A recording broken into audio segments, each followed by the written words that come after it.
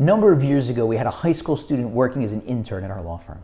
Did a nice job on the work that we gave him, but more importantly, he was a great softball player, and he was playing on our team. It was a couple weeks before the playoffs. He comes to see me and he says, "I have bad news. My internship is over." I said, "What are you talking about?" He said, "Well, there were certain rules, and I missed a couple of classes, and the principal said that because I didn't follow the rules, the internship has to end, and I have to serve detention, so I'm not going to be able to play on the softball team anymore." I said, "What?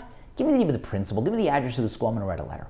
So I wrote a letter to the principal on my law firm stationery, very respectful, saying that I understand what happened with respect to our intern. I spoke to him. He has tremendous regret over the infractions. It'll never happen again. I'm ready to ask you to reconsider your decision.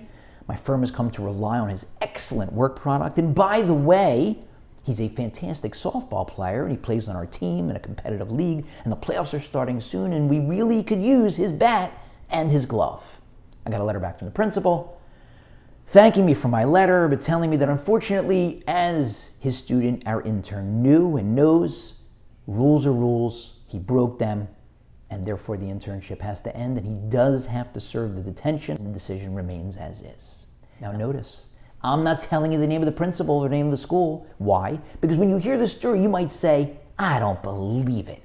How could the principal not have given this kid a second chance?" Especially when the law firm asked they could use him in the office and on the playing field. And so I might damage that principal's reputation. If I do that, then I'm speaking Lashon Hara. I'm saying something negative about someone, and we don't do that.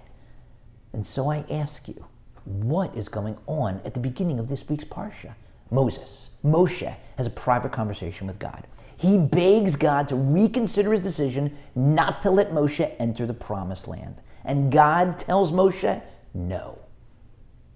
Now, when we hear that story, we might say, well, of course, God has his reasons, but come on. How could you not give Moshe a second chance? God, he's asking you to enter the promised land because he brought the Torah down from heaven. A lot of the laws in the Torah can only be performed in Israel. That's why he wanted to go, for your sake, not his sake. He didn't want to go just so he could hang out on the beach in Tel Aviv. You couldn't give him a second chance.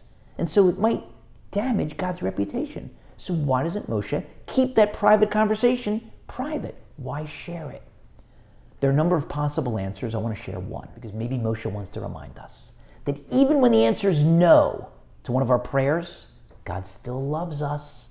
And you can be praying for something really important, not just something that you want. God, let my team win the championship.